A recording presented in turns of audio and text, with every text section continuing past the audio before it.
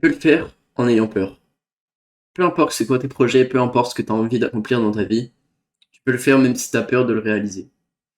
Et aujourd'hui, ce que je vais faire, c'est que je vais essayer de te convaincre que, en réalité, tu as peut-être peur, mais tu n'as aucune raison de ne pas le faire. En fait, c'est très simple. C'est que, imagine ta situation. Si aujourd'hui ta situation est peut-être inconfortable, que tu veux changer, que tu veux par exemple partir à l'étranger, changer d'études, changer d'emploi, ou tout simplement lancer un business et être à ton compte, tu peux le faire même si tu as peur de le faire. Parce que certes, il va falloir entre guillemets prendre le risque, et ça fait peur. Les gens ont toujours peur des risques. Bien sûr, il faut les mesurer, et je dis pas le contraire. Cependant, si tu as peur de faire quelque chose, mais que tu es dans une situation finalement où tu ne te plais pas dans la vie actuelle où tu es, genre tu n'es pas heureux, tu ne te sens pas forcément bien ni à ta place dans ce que tu fais, et tu aimerais que ça change. Qu'est-ce qui t'empêche finalement, tu es dos au mur, qu'est-ce qui t'empêche finalement de changer? En fait, tu es dans une situation où l'inconfort est énorme, tout simplement, tu vois. C'est dans une situation où ton inconfort est énorme. Donc, est-ce que tu préfères souffrir d'un inconfort que tu ne maîtrises pas réellement, c'est-à-dire que, en gros, ce n'est pas vraiment de ta faute, puisque tu subis uniquement ce que l'extérieur jette sur toi, ou alors tu préfères te faire subir des choses qui certes seront peut-être compliquées, certes tu auras du mal à vivre, mais qui seront extrêmement bénéfiques pour le toi du futur et qui feront que plus tard tu seras heureux et tu seras peut-être plus accompli. Tu auras peut-être vaincu, je sais pas, ta timidité, ta peur d'aller vers les gens, ta peur tout simplement de passer un entretien, je sais pas, ça peut être plein de choses. Donc si tu es dans une situation ultra inconfortable et que tu as peur de changer parce que tu as peur du changement ou tu as peur de je ne sais quoi, dis-toi que dans tous les cas, t'as pas le choix. Tu vas pas passer ta vie à la subir. Il vaut mieux que tu choisisses le fait d'entre guillemets la subir pendant un temps pour finalement après ne plus avoir à la subir. Tu vois, ça c'est le truc le plus préférable en fait. C'est le truc le plus préférable. Et maintenant, je vais te donner un simple concept. Imagine qu'à partir d'aujourd'hui, un film sur ta vie commence. C'est-à-dire que ta vie, commence à être filmé. En gros, tu as une équipe de prod tout le temps derrière toi et qui filme ta vie.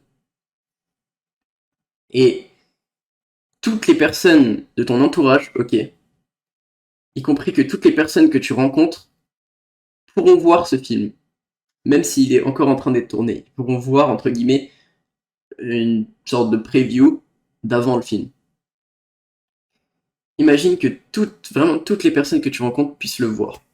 D'accord? Est-ce que tu vivrais ta vie de la même façon qu'aujourd'hui? Est-ce que aujourd'hui tu continuerais à, je sais pas, subir un emploi que t'aimes pas? Est-ce que tu continuerais à faire des études que t'aimes pas? Est-ce que tu continuerais à hésiter pour absolument tous les projets, toutes les choses que tu veux faire? Non, parce que tu veux que ta vie elle soit intéressante, tu vois. Mais c'est pas la seule chose.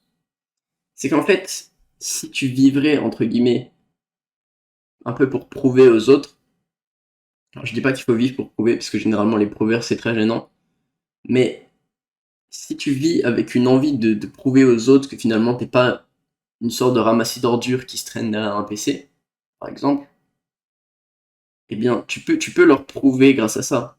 Sauf que si t'es vraiment un ramassis d'ordures qui traîne derrière un PC, tu pourras pas leur prouver en l'occurrence, tu vois. Certes, dans la vraie vie, tu peux toujours mentir, mais imagine ça. Imagine que tu veuilles prouver, mais que tu veuilles vraiment que ce soit le cas. Parce que généralement, ce que tu souhaites prouver, c'est ce que tu souhaites vraiment être, tu vois.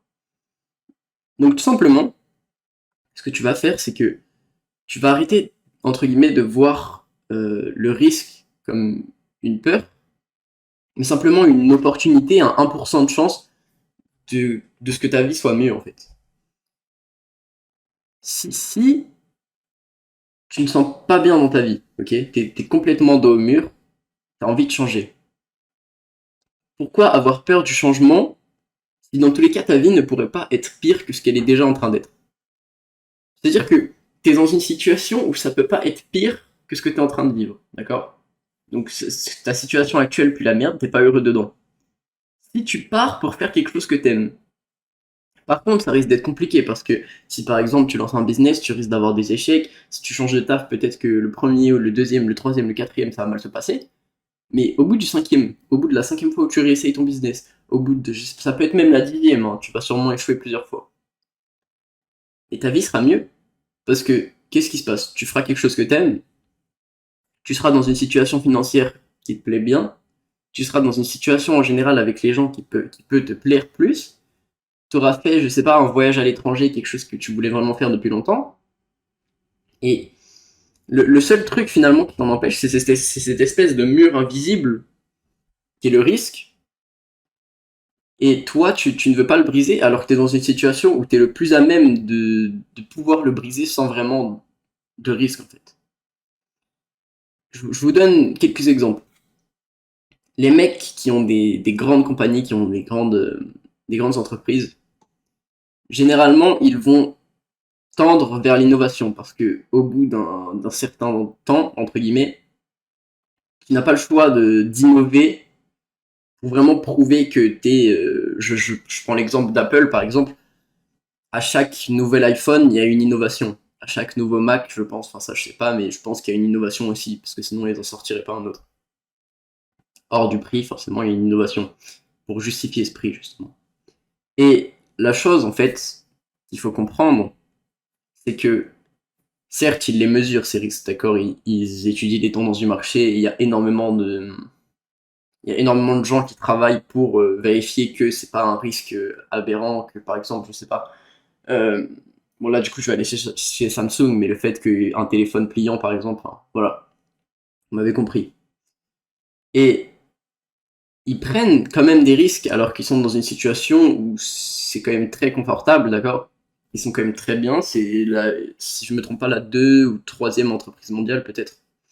Enfin en bourse en tout cas. Je pense que si ce n'est pas la première en termes de revenus, enfin en termes de chiffre d'affaires. Après forcément il y en a d'autres au-dessus, toutes les grandes entreprises qui contrôlent tout entre guillemets, mais des entreprises connues du grand public entre guillemets, je pense que c'est l'une des premières. Et ils arrivent quand même à, entre guillemets, prendre des risques, prendre le risque de l'innovation, de créer quelque chose de nouveau, d'apporter des fonctionnalités qui ça se trouve, aux yeux du public, vont servir à rien. Mais ils le font quand même, alors qu'ils sont dans une situation hyper confortable, Apple, tu vois, ils en ont rien à foutre. Ils pourraient juste sortir ils ont tellement de notoriété, hein. Ils pourraient juste sortir un nouvel iPhone qui est pareil tous les ans, le mettre au même prix.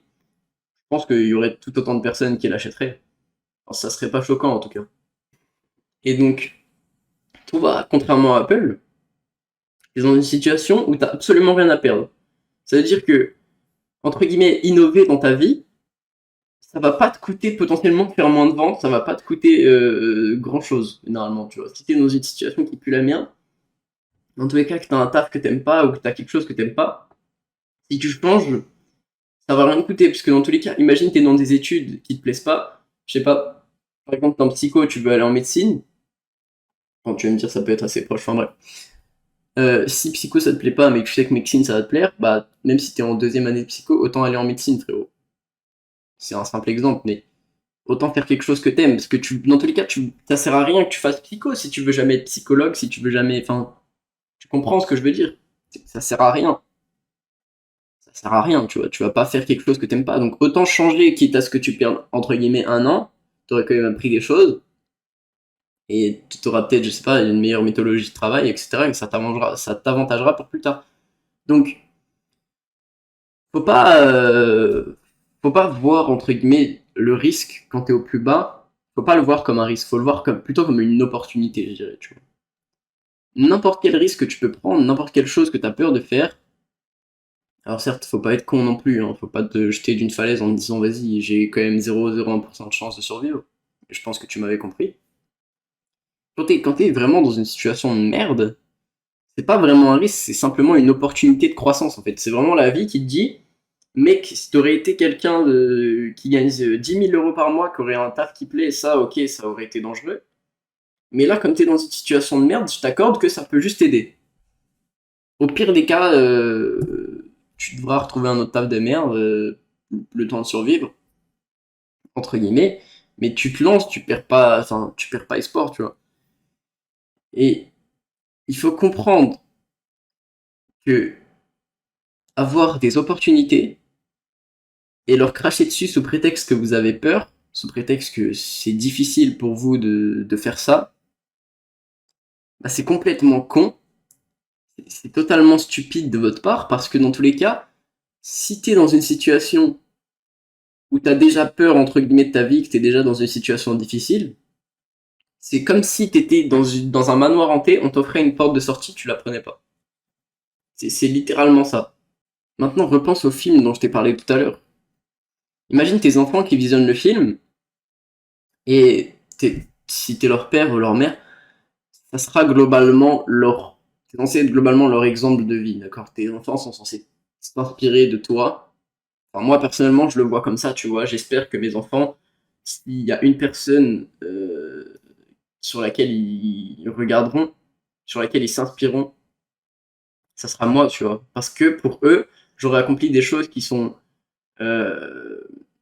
valuable, des choses qui ont vraiment eu un impact, tu vois, et qui ont fait qu'aujourd'hui, je peux leur offrir une vie correcte, mais ils sont heureux, ils peuvent faire un peu ce qu'ils veulent dans leur vie. S'ils ont envie de faire des études, s'ils ont envie de faire quoi que ce soit, de voyager, ils pourront le faire parce que je leur ai offert l'opportunité, la possibilité de le faire, et que quand ils verront quand je leur expliquerai, tu vois, tous les efforts que j'ai fait, tout ce que j'ai fait pendant que j'étais, entre guillemets, dans ma fin de période d'adolescence, pour eux, tu vois, pour eux, pour leur mère, pour moi,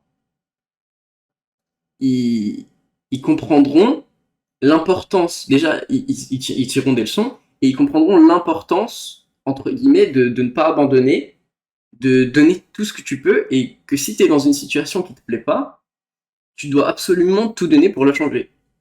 Et ça, je pense que c'est important qu'ils le comprennent tôt, que ils ont les clés en main, ils ont absolument tout ce qu'il faut pour justement faire de leur vie ce qu'ils ont envie d'en faire, tu vois. Et moi, j'ai envie, tu vois, plus tard d'avoir des enfants qui, contrairement à moi, ont dû se débrouiller un peu tout seul, tu vois.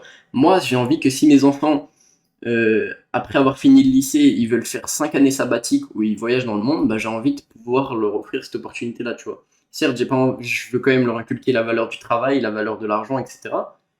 Mais je veux qu'ils puissent vivre une vie, entre guillemets, privilégiée. Et je pense qu'il y a pas de honte à vouloir faire ça, tu vois. En tant qu'homme, moi, je sais pas, j'ai une mentalité de vouloir.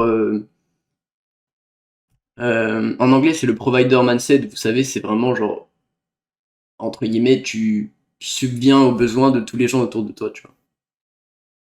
Et moi, j'ai envie que ça soit pour ma famille, mes futurs enfants, etc. J'ai envie de pouvoir, entre guillemets, mettre bien tout le monde.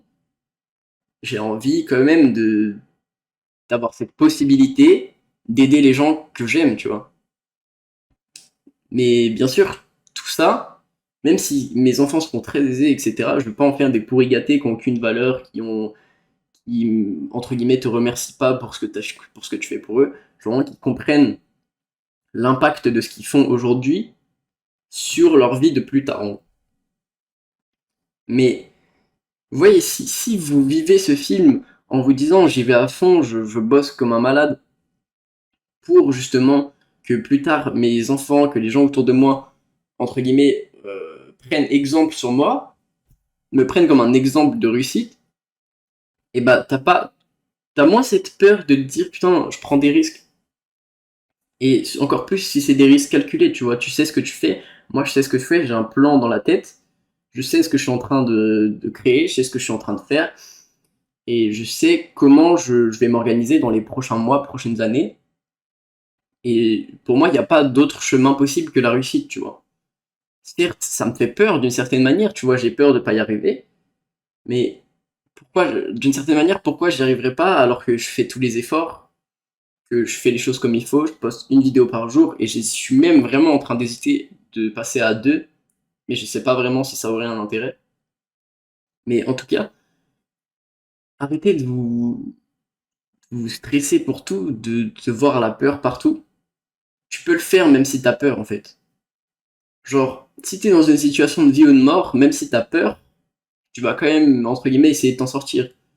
Je sais pas, tu te fais poursuivre par un mec dans la rue, tu vas pas t'arrêter et lui dire oh vas-y gros j'ai trop peur tue-moi, tu vois. Bah en gros c'est pareil.